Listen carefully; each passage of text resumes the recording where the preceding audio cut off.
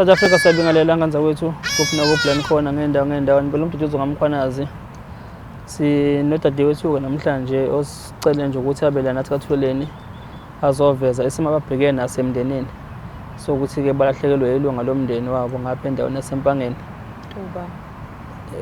eMtuba. Bathi-ke udadewethu-ke udukile endaweni yaseMfekayi, so-ke usisiku uzocela usizo ukuthi sikwazi ukuthi-ke nathi-ke sinicele balandeli benhlangano Ithuleleni nabantu-ke nijikelele South Africa kanye ukuthi siwuhlabe siwulawule-ke mhlampe ukuthi sisangakwazi nokuthi abambonayo bakwazi ukuxhumana-ke nehlobo zakhe.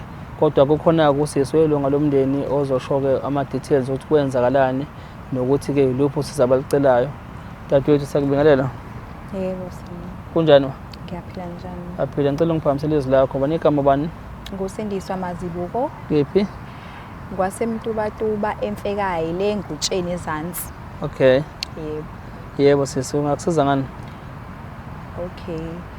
Ngenyanga ephelile, if I'm not mistaken, sadukela udadewethu ekhaya. Kwangabo 11 nje ikhathi kanje ephumile esitolo. Wangabuya. Emva kwalokho asiphindanga samazi ukuthi washona ngaphi, and asinawo nomkhondo wakhe ukuthi waphelela ngakuphi. Mawuthi inyanga ephelele njengamanje April 2025 angithi? Yebo. Bekuwu March last month. Yeah. Shothi uduke ngoMarch. Yeah. 2025.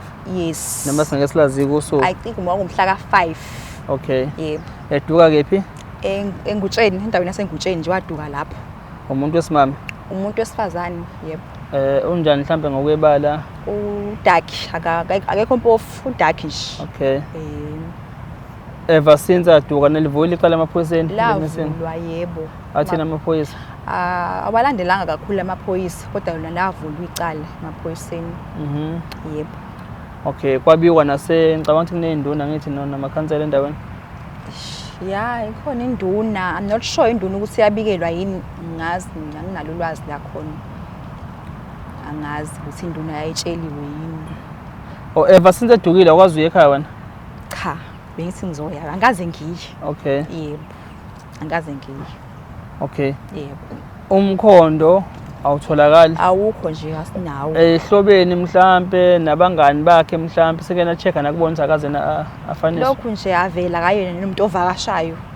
Hlezi nje sekhaya nje, akavakashi, hlezi esekhaya nabo abangani at all. Yes. Hayi kanabo. Nehlobo cha nje ke abazani nehlobo avakashi. Ubevele nogula enakho lokhu lenqondo? Benakho. Ya kodwa umuntu oright kodwa kumvunga leso sikhathi leso because uma ukhuluma naye nje nakhona ukukhuluma nizwani kodwa kumvunga leso sikhathi leso umuntu nje oright kodwa kuyamvunga leso sikhathi leso benesifo sokuwa kahle. Okay. Yebo. Seningena bheke ibhedlela emamoshwari endaweni? Cha, ibhedlela kaze kubhekwe imoshwala umphakathi wambheka nje endaweni, wambheka yonke indawo endaweni yangasekhaya. Nokucabanga ukuthi ezinye indawo ufuna niwabheka kuzona sesileso? Kuphi mhlambe? Amamoshwari ka-government from Mpangeni district yenu iseyibhedlela isibhedlela senini ngala? Isibhedlela Mhlabisa. Yes. Ingulezane kude nani? Nayo futhi ingulezane. Konke nalapho niyobheka because kungenzeka mhlawumbe ukuthi usetholiwe mhlawumbe ngokuthi ayiveli ihlobo zaziwa mhlawumbe ukuthi ugcine khona mhlawumbe ibhedlela zabantu abaphazamisekile, yabo. Na mhlawumbe bamthola bamthole iphini mhlawumbe bambuza nje ukuthi ingqondo iyiphazamiseka akakwazi ukukhomba ukuthi ungakephi. Yindawo ufuna nibheke kuzona lezo nawe ukuhambela amamoshwari. Ngiyazi ukuthi kuyathusa but ke uma sekunje ngoba kusuka kanje kuhlanyelwa phela nakhona ningahlwanyela nangakhona sibone ukuthi mhlawumbe engatholakala. Angithi isithombe sakho naso? Nginaso isithombe sakhe. Okay, amagama akho bani? Mpumelelo Mazibuko. Yes. Yebo. Mpumelelo Mazibuko. Yebo. Okay. South Africa nasi ke isithombe sakhe niyasibona. Siyacela ke kulabo abangakwaziyo ukuthi ke babe nosizo mhlambe ke bawuthinta umndeni. Mhlambe ekhaya kubani abangaxhumana naye mhlambe? Khona isisi wami omdala usekhaya. Alta Mazibuko. Okay ke. Yebo. Ngenxa ukuthi phela sisebenzisa ama-social network yabo abanye abantu inamba basebenza ngendlela wrong.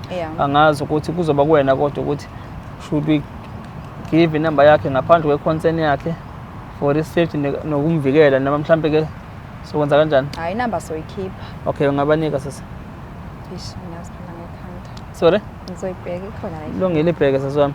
Alright. South Africa ileyo inkinga singazi ukuthi abantu ke bebenza kanjani ngoba le nto yokudukwa kwabantu ngiyazi ukuthi ke yinto ekhona kodwa ke singaze sinike isikhathi nathi si-understand ukuthi makuduka umuntu ikuphi efuneka sikwenze, yimiphi imithetho ekufuneka siyilandele ukuze kukwazi ukuthi ke umuntu abhekeke. Njengoba ngisho nami ngiveza nje nami ngiyona i-expert into zokudukwa kwabantu but ke khona ngiyazi ukuthi amaphoyisa babala about 24 hours. Yes, nasey'bhedlela kufuneka niye, nasemamoshwali kufuneka niye, nokuveza-ke isithombe sakho umuntu sikwazi ukuthi-ke nabantu ababona mhlawumbe kwasasemaningi ama-social network abantu abasebenzisayo bayakwazi nabo ukubheka ukuthi asike samfasa usibanibani njengosibanibani.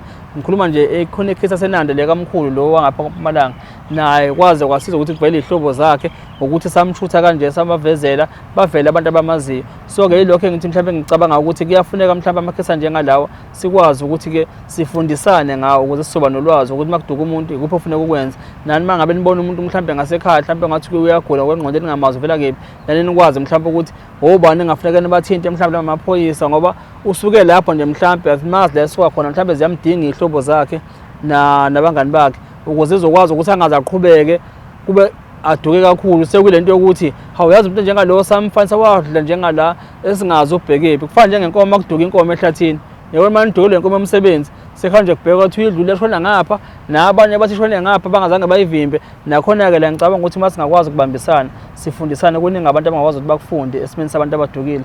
Inamba sizikhiphile? Yebo. Ungayibiza ma? 071 225 0327. Iphinde ma? 071 225 0327. Okay. Yeah. Ile South Africa siyacela-ke nohlabe nolawule.